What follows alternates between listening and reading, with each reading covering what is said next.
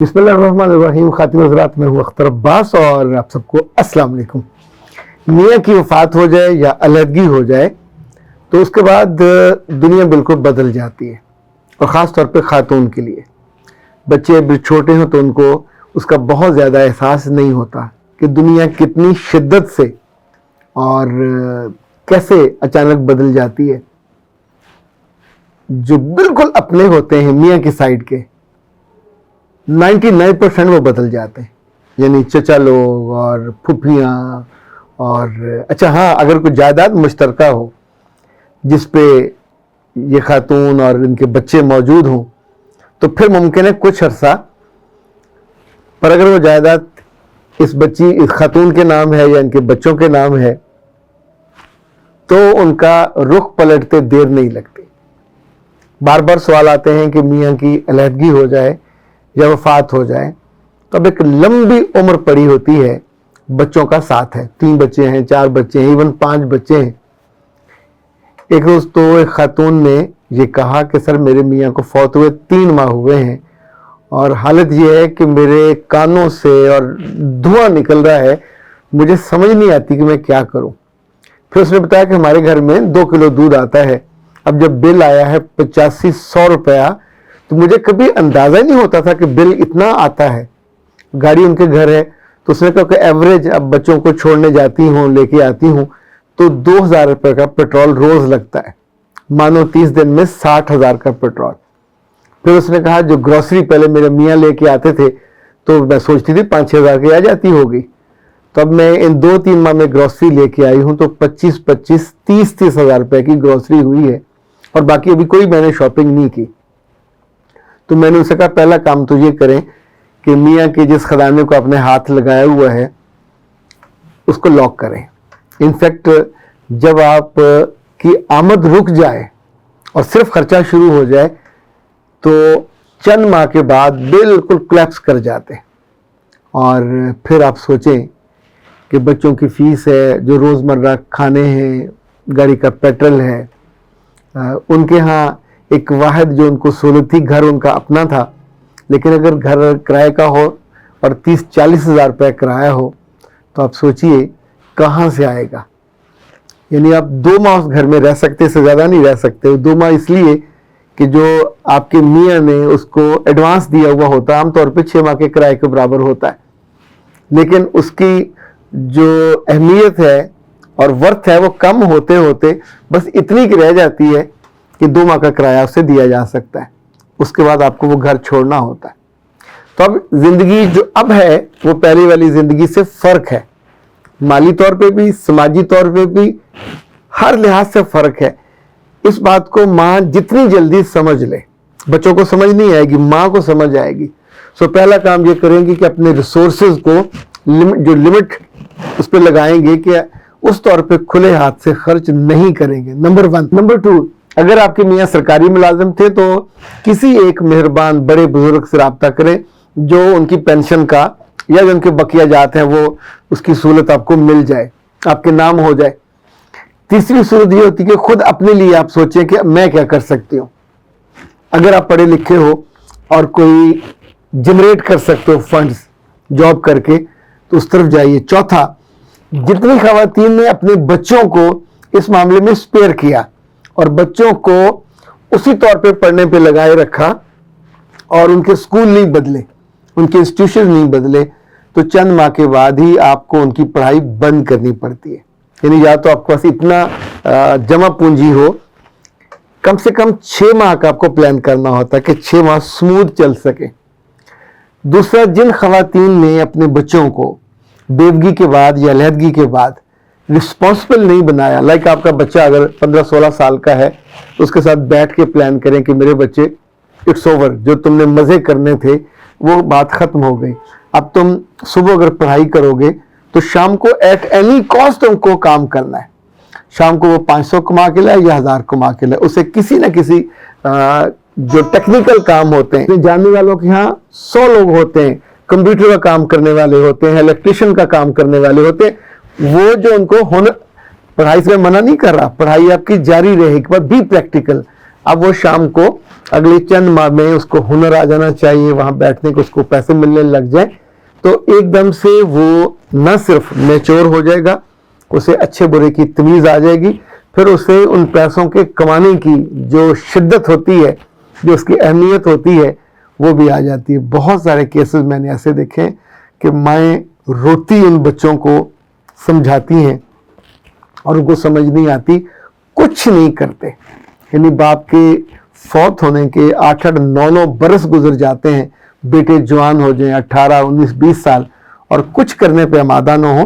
کچھ کیسز میں تو یہ ہوا کہ بیٹوں نے ماں سے کہا جس گھر میں رہتے ہیں یہ بیچو، اور تم بہت کہتی ہو مجھے کام کرنا ہے تو مجھے ٹیکسی لے دو، اوبر میں چلاتا ہوں، لیکن گھر بیچو، مجھے نئی لے کے دو۔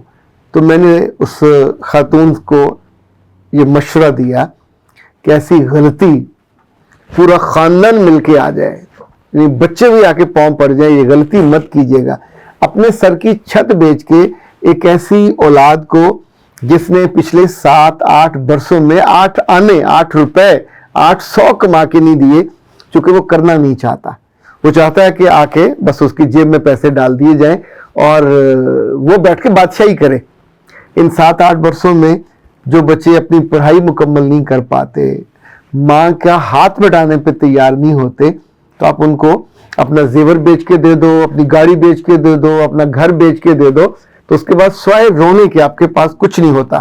یعنی وہ آپ کی آنے والی زندگی میں کسی چیز کی رسپانسبلٹی نہ بچوں کی شادی میں، کیونکہ آپ نے اس کو سکھایا نہیں کہ ہمارے دن نارمل نہیں ہیں، اب ہم ایمرجنسی میں ہیں، اب ہم ارجنسی میں ہیں، اور اس میں جس کو جو آتا ہو۔ بیٹیاں جلدی جوان ہو جاتی ہیں، بیٹیوں کو جلدی سمجھ آ جاتی ہے، بیٹیاں جلدی اپنے ماں کا جو سمجھیں دائیں اور بائیں ہاتھ بن جاتی ہیں۔ اللہ نے ان کو زیادہ عقل دی، وہ ٹیوشن لے لیں گی، وہ شام کو پڑھانے لگ جائیں گی، وہ کسی اکیڈمی میں جانے لگ جائیں گی، 100 کام ہوتے ہیں۔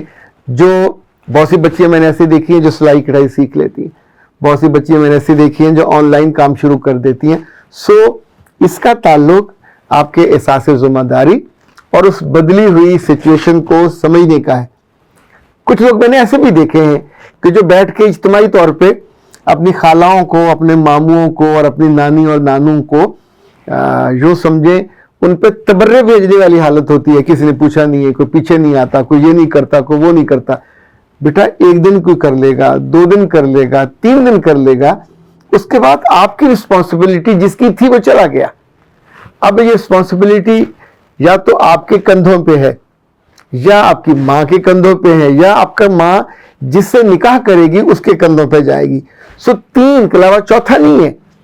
اور اگر کسی ماں نے یا کسی باپ نے اپنے گھر ان کو بلا لیا ہے تو آپ سوچئے کہ یہ وہ زندگی شروع ہونے والی ہے جس میں بہت دکھ ہوگا، کیونکہ ماں اور باپ کی زندگی تک آپ وہاں ہوں گے، اس کے بعد وہ گھر آپ کا نہیں ہے، وہ بھائی کا ہے، بھابھی کا ہے، اور وہاں سے پھر آپ کو لٹرلی ٹکا ٹوکری والی کیفیت ہو جاتی ہے۔ پھر لوگ ملنے جلنے سے بھی جاتے ہیں کہ بھائی نے یہ کیا، بھابھی نے یہ کیا۔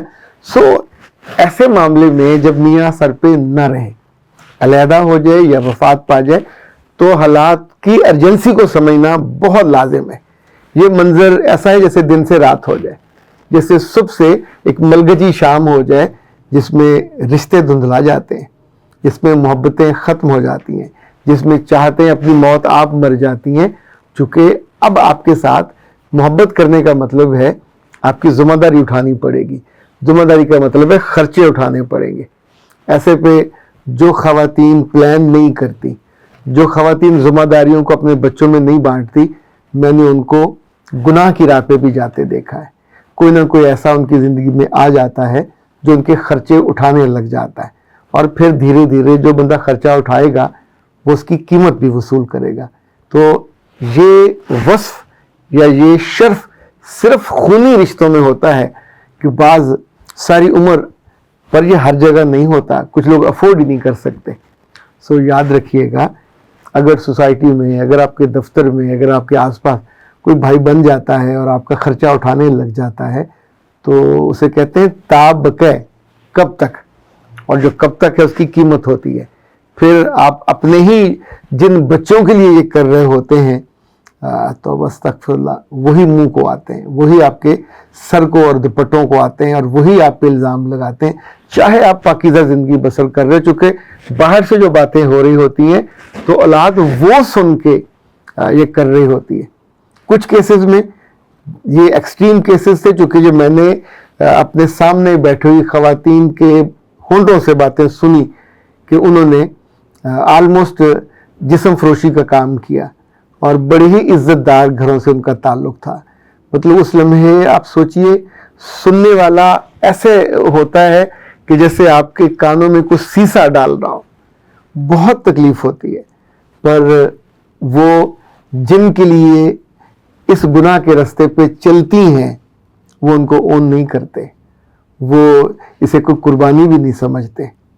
وہ کچھ عرصے کے بعد جو ہی انہیں اس کا احساس ہوتا ہے تو یہ نصور ان کے لیے ہوتی ہیں. یعنی ان کو گھر سے نکالنا پڑے تو نکال دیں, زندگی سے تو وہ نکال ہی دیتے ہیں کہ تم ہمارے لیے بدنامی اور رسوائی کا باعث بنے ہو.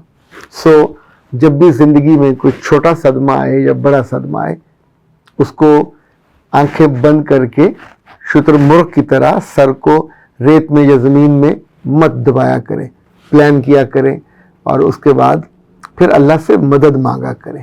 رب کی مدد شامل حال ہو تو بہت سارے بند دروازے کھل جاتے ہیں. ان بچوں کا رزق بھی اللہ نے دینا ہوتا ہے, آپ کا رزق بھی آپ کو ملنا ہوتا ہے, پر ہم اس سے مانگتے نہیں ہیں, اس سے لیتے نہیں ہیں, خود ایفرٹ کرنے لگ جاتے ہیں. اور اگر اس کی مہربانی اور اس کی عطا اور کرم نوازی سے آپ کا اپنا بچہ کام کرنے لگ جائے اور آپ کے لیے عزت سے گھر بیٹھے رستے کھل جائیں, تو اس سے اچھا تو کوئی بھی نہیں ہے. آخری بات, اگر آپ کے پاس اپنا گھر ہے تو پھر اس کے پورشن بھی آپ کر سکتے ہیں. ایک پورشن کرائے پہ دے دیں, کوئی دکان ہے تو اسے کرائے پہ دے دیجیے, تاکہ کچھ آپ کا جو کچن کا سرکل ہے, چونکہ یہ سب سے بنیادی ضرورت یہی ہوتی ہے کچن کا سرکل چلتا رہے, اس سے زندگی جڑی ہوتی ہے, اس سے آپ کی عزت بھی جڑی ہوتی ہے. اختر عباس کو دیجیے اجازت.